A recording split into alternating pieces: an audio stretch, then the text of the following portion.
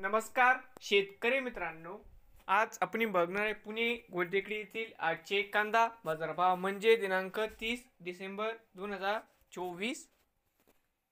बाजार समिती शिरूर या ठिकाणी आवक 2047 क्विंटल, कमीत कमी 1017.25, जास्तीत जास्त 3700 रुपये क्विंटल। जुन्नर नारायणगाव आवक 20 क्विंटल, कमीत कमी 1117.26, जास्तीत जास्त 4000 रुपये क्विंटल। पुणे खडकी आवक 11 क्विंटल, कमीत कमी 1400, जास्तीत जास्त 2600 रुपये क्विंटल।